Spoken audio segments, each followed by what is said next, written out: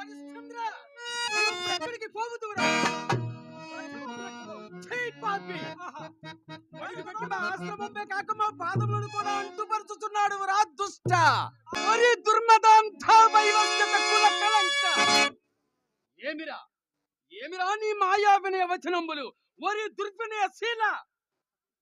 ఇప్పుడు నీ దుశ్చారిత్రము వలన మా పాదములు మాత్రమే కాదురా, మా సర్వాంగములో నొచ్చుతూనే ఉన్నవి.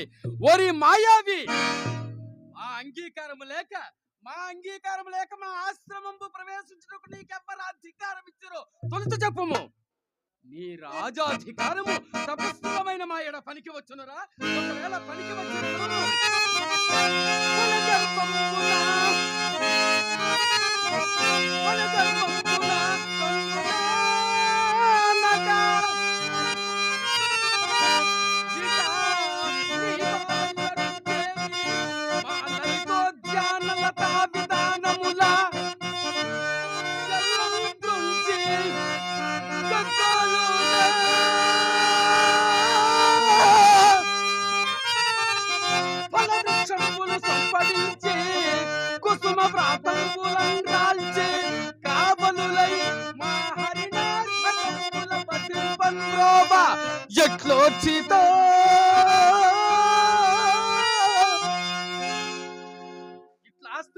అపవిత్రమునొచ్చుటే కాక ఆర్ధిని అయి వచ్చిన నా కూతురుని వ్యర్థముగా పాడించి తొదుకు వీరి నాలుకలు కోయిదని బయలుదేరినట.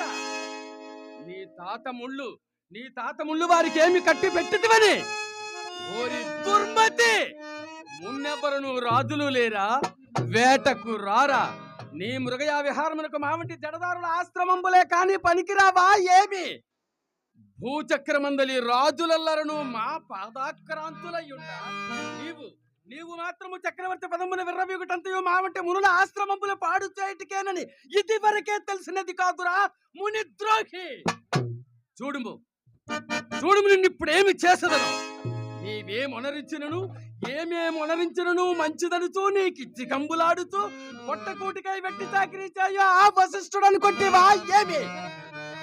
నీ వనరించు ఈ అపకృతికి ప్రతి విధానం అనరింపకుండుటకు మేమంతా అసమర్థులమని కొట్టివా?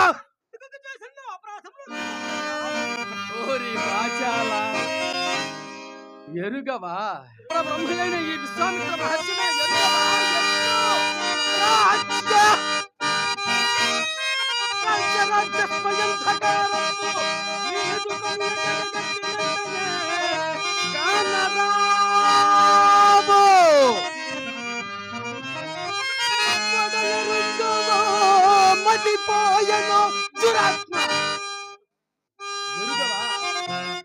ఎరుగవా తత్పురోహిత వశిష్ఠ తనూజ నాళిక కుంజరిని నన్ను దుర్వినయ శీల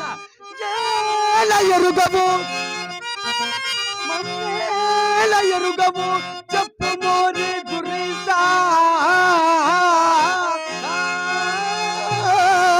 అలాగైనా ఎండ కన్నెరిగిన కుసుమ సుకుమార శరీర లతాంగిని అయిన గాన కళా విలాసనేగు నా ముద్దుల కూతురు ఎన్నడూ రాని రాజువగు నీ వచ్చితివని, ఇంత ఒడిలో వరాల కుప్పను లిఖిత్తువని, ప్రాణములన్నీయో నీపైన నేను అలకొల్పుకొని పరిగెత్తుకుని వచ్చినందుకు వారికి తగిన సత్కారం అనరింపక, పగురుచే మమ్ము కూడా గణింపక, నాలుకలు కోయిపోవనది మమ్మరింగయ్య చేదురాత్మ.